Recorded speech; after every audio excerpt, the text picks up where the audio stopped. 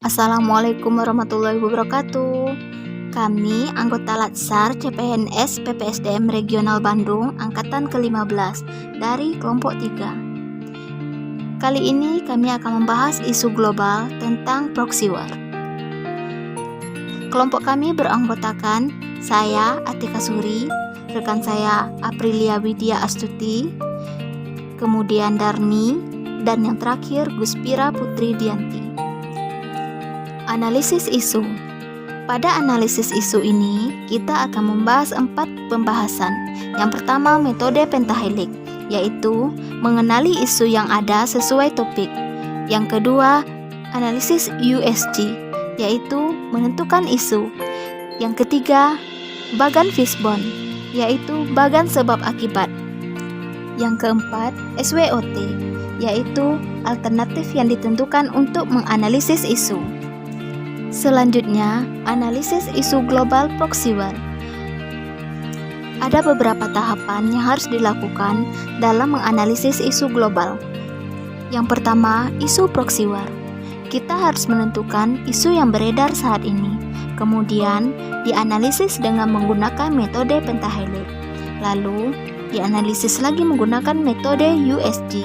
Kemudian, dianalisis dengan menggunakan metode fishbone. Kemudian, dianalisis dengan SWOT, dan yang terakhir tentukan alternatif penyelesaiannya.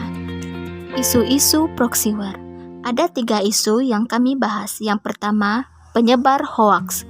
Yang kedua, narkoba pada generasi muda. Yang ketiga, maraknya judi online yang menyebabkan kecanduan bagi generasi muda. Analisis isu menggunakan metode pentahelix. Metode pentahelix atau multi pihak adalah kolaborasi 5 unsur, yaitu government atau pemerintah, akademisi, akademi, bisnis, community atau komunitas, media atau publikasi media. Di mana kami mengambil 3 isu proxy war. Pertama, mengenai penyebaran berita hoax atau berita bohong. Di mana dari sisi pemerintah sendiri, kurangnya pengawasan dan sanksi tegas dari pemerintah untuk pelaku penyebar berita hoax. Dari akademisi, kurangnya pengetahuan bagaimana cara penyampaian suatu berita dan tidak bisa membedakan berita yang benar ataupun salah. Dari segi bisnis, memberikan keuntungan pada salah satu oknum penyebar hoax. Sementara untuk komunitas sendiri, masyarakat cenderung langsung menerima berita tanpa memperhatikan dari mana sumber berita tersebut.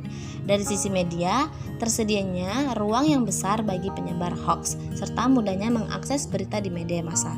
Isu proxy war yang kedua, mengenai narkoba pada generasi muda. Dari sudut pandang pemerintah, belum tegasnya pelaksanaan undang-undang yang telah dibuat pemerintah tentang narkoba.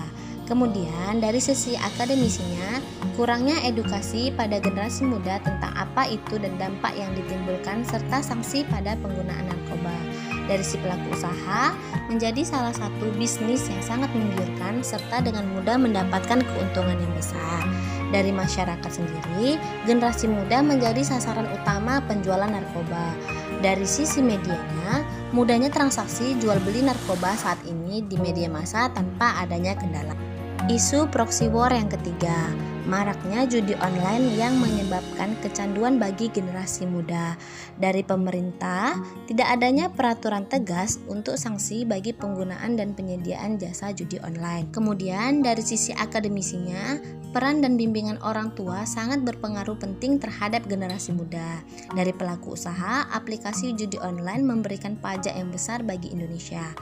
Dari pandang masyarakatnya, bebasnya komunitas judi online Indonesia. Dan yang terakhir dari sudut pandang media, mudahnya mendapatkan dan memahami aplikasi judi online di media sosial serta promosi yang menjamur dan menggiurkan di media sosial.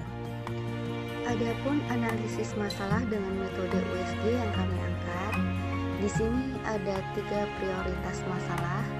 Yang pertama, penyebar hoax. Untuk U kami beri skor 5, S5, G5, total skor menjadi 15. Kemudian masalah yang kedua adalah narkoba pada generasi muda. Untuk U diberi skor 4, S5, G5, total skor 14. Kemudian masalah yang ketiga adalah Maraknya judi online yang menyebabkan kecanduan pada generasi muda. Untuk U diberi skor 4, S 4, dan G 4.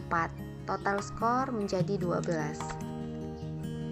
Penyebar hoaks merupakan kelompok ataupun oknum yang tidak bertanggung jawab dalam menyebarkan berita-berita bohong dan ujaran-ujaran kebencian lewat media massa online maupun offline sehingga dapat merugikan orang lain.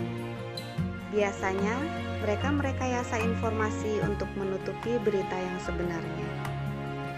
Adapun analisis Fishbone yang kami buat, dengan banyaknya jenis media online dan pesan yang dikirim secara berantai, ini menyebabkan informasi cepat beredar, ditambah sosial media yang gampang diakses. Masyarakat yang percaya dengan berita yang beredar tidak diklarifikasi dengan judul yang tidak sesuai dengan isi berita, ditambah sumber berita yang tidak bisa dipercaya. Ini menyebabkan penyebaran hoaks beredar di masyarakat. Selanjutnya, analisis SWOT tentang penyebar berita hoaks. Yang pertama, strength adanya undang-undang tentang ITE. Weakness-nya, kurangnya pengawasan bagi penyebar hoaks dan penurunan minat baca bagi masyarakat. Opportunity-nya, dapat memperjelas sanksi bagi penyebar hoaks. Threat-nya, terbukanya ruang untuk menyampaikan berita hoaks. Alternatif penyelesaian masalah, isunya yaitu mudahnya penyebaran berita hoaks di Indonesia. Penyebabnya, banyaknya media sosial menyuplai penyebaran berita hoaks di Indonesia. Pemecahan masalah, alternatif penyelesaian masalah yang pertama, edukasi masyarakat terhadap fenomena berita hoaks. Yang kedua, adanya tempat pengaduan sumber informasi yang valid. Tahapan alternatifnya, yang pertama sosialisasi masyarakat, yang kedua pembinaan media massa, dan terakhir memaksimalkan serta menerapkan Undang-Undang ITE. Hal yang diharapkan, masyarakat dapat membedakan berita yang benar dan mengurangi penyebaran berita hoaks. Para pihak, yang pertama masyarakat umum, yang kedua pembuat berita, dan yang ketiga penyebar berita.